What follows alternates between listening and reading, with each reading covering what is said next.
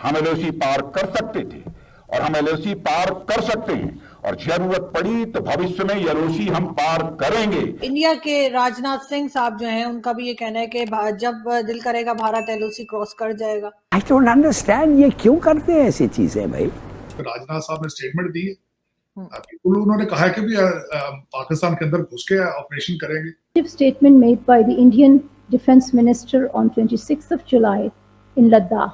India's readiness to cross the line of control. हमें India से खतरा है कि कहीं इंडिया हम पे महदूद फौजी कार्रवाई ना कर दे या फिर हमारे से मुकम्मल जंग ना कर ले। इस वक्त पाकिस्तान की गवर्नमेंट डरी हुई है। वो कहते हैं कि हम एलओसी को क्रॉस कर सकते हैं अगर हमें करना पड़ा, लेकिन यहाँ पे आके बिल्कुल हर चीज फेल हो जाती। क्या वजह, what are the fundamental reasons कि बॉर्डर की इस साइड पे बिल्कुल डिप्रेशन, बॉर्डर की दूसरी साइड है बिल्कुल दूसरा। गिलगित बल्तिस्तान जो है वो 2024 तक इंडिया का पार्ट बनने जा रहा है। सर, आर्मी चीफ तो कहते हैं हमें तरक्की से कोई रोक नहीं सकता, तो किस बात की तरक्की कर रहे हैं?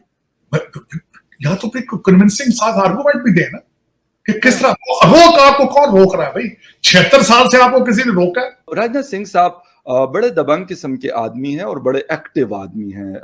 3-4 लोग हैं कैबिनेट के जिनको मेरे ख्याल पाकिस्तान में मोस्टली लोग जानते हैं, जिसमें एक राजनाथ सिंह साहब है, डॉक्टर जयशंकर साहब हैं और आप लोगों के इंटीरियर मिनिस्टर अमित शाह साहब हैं और यूपी के जो चीफ मिनिस्टर हैं योगी साहब। सर, तो बॉर्डर पे ये क्या करेंगे सर? टीटीपी की तरफ से भी जो जिस किस्म की हरकतें हो रही हैं, टैक्स पर टैक्स, और दूसरी तरफ इंडिया के राजनाथ सिंह साहब जो हैं, उनका भी ये कहना है कि जब दिल करेगा भारत एलओसी क्रॉस कर जाएगा।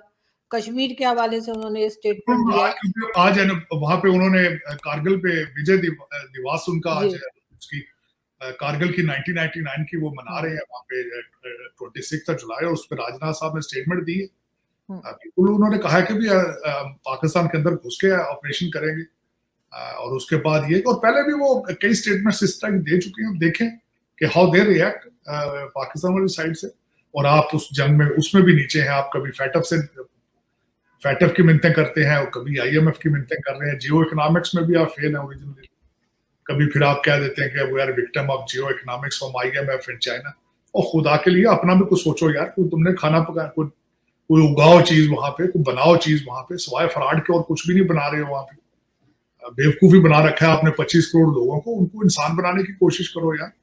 और इस तरह की कई चीजें मैं देखता हूं, लेकिन यहाँ पे आके बिल्कुल हर चीज फेल हो जाती। क्या वजह, what are the fundamental reasons कि बॉर्डर की इस साइड पे बिल्कुल डिप्रेशन, बॉर्डर की दूसरी साइड है बिल्कुल दूसरा।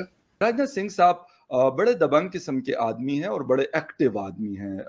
3-4 लोग हैं कैबिनेट के जिनको मेरे ख्याल पाकिस्तान में मोस्टली लोग जानते हैं, जिसमें एक राजनाथ सिंह साहब है, डॉक्टर जयशंकर साहब हैं और आप लोगों के इंटीरियर मिनिस्टर अमित शाह साहब हैं और यूपी के जो चीफ मिनिस्टर हैं योगी साहब, ये और यकीनन नरेंद्र मोदी साहब प्राइम मिनिस्टर। ये 5 लोग ऐसे हैं कि मेरे ख्याल में मोस्टली लोग पाकिस्तान में इनको जानते हैं। हो सकते हैं बाकी भी बहुत बड़ी कैबिनेट हो सकती है, बहुत और लोग भी होंगे जो काम करते होंगे, लेकिन उनकी इतनी शायद कोई जानते लोग नहीं है यहाँ पर।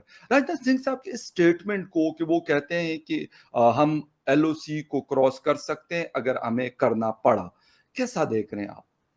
ये बयान मैं आपसे ऑनेस्टली कहूं तो इसको आप जोक नहीं ले सकते।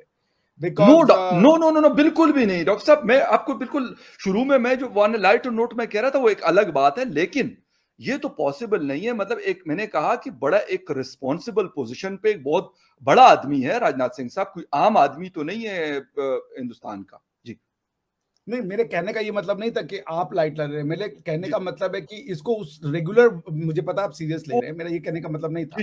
मतलब इसको लाइट लिया नहीं जा सकता बिल्कुल, क्योंकि एक तो ये प्राइम मिनिस्टर मोदी जो है ना, ये बड़ा कंट्रोल करके रखते हैं कि कौन बोलेगा, क्या बोलेगा और कब बोलेगा।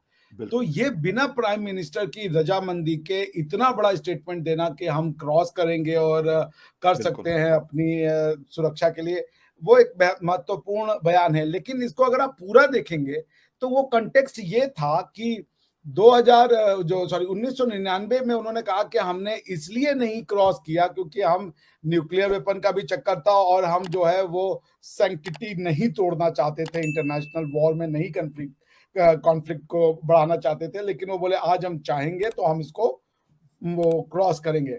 देखिए मोदी जी का, और जब तक मोदी जी की गवर्नमेंट रहेगी तो वो कश्मीर की पॉलिसी जो है वो थोड़ी सी अग्रेसिव रहेगी।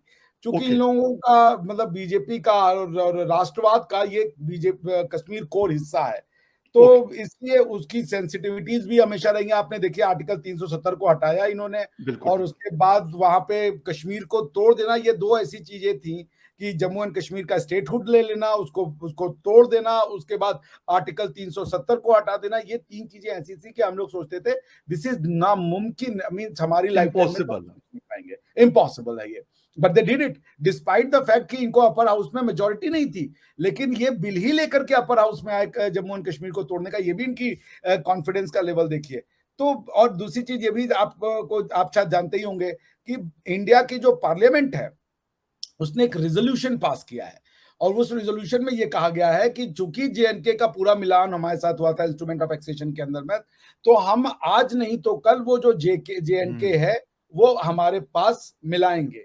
और आज अभी इन्होंने एक और बिल लाया है, उस बिल में जम्मू एंड कश्मीर में जो ये नया इलेक्शन करवाएंगे और मोस्ट प्रोबेबली स्टेटहुड को रिस्टोर कर देंगे जनरल इलेक्शंस के साथ में, तो उसमें भी उन्होंने ये कहा कि जो 23 सीटें हैं, टोटल जो सीटें इन्होंने काउंट की हैं डिलिमिटेशन में, उसमें पीओजेके की जो है 23 सीटें छोड़ दी हैं, उसको रखा है कि ये 23 सीटें हैं इसकी, लेकिन इलेक्शन सिर्फ इतने पे होगा क्योंकि उन 23 पे हम जब मौका आएगा तभी हम इलेक्शन कराएंगे। तो they I mean any Indian government would be duty bound. तो ये बड़ा लीगल कॉन्स्टिट्यूशनल इश्यूज है। तो अब ये, और आपके तरफ भी ऐसा ही कुछ होगा। अच्छा डॉक्टर साहब, एक चीज मैं ये समझना चाहूंगा कि यकीनन स्टेटमेंट पाकिस्तान भी रिएक्शन देता है, फॉरेन ऑफिस है पाकिस्तान की, आईएसपीआर है, या फिर डिफेंस मिनिस्टर ख्वाजा आसिफ साहब हैं, और कामों में खैर बड़े मसरूफ है आजकल, मुझे लगता है कि इसलिए फिर ये स्टेटमेंट अभी, क्योंकि अभी इसके हवाले से कुछ नहीं आया रात तक या फिर कल सुबह तक आ जाएगा, नहीं आएगा लाजमी, ऐसा नहीं कि नहीं आएगा, लेकिन अभी फिलहाल वो क्योंकि यहाँ पे वो केयर टेकर गवर्नमेंट बनानी है, ये करना है, वो करना है, वो उन कामों में मसरूफ है। ऐसे वीडियो देखने के लिए नीचे दिए गए सब्सक्राइब बटन को प्रेस कीजिए और घंटी बटन को क्लिक कीजिए ताकि आपको नए वीडियो मिलती रहे।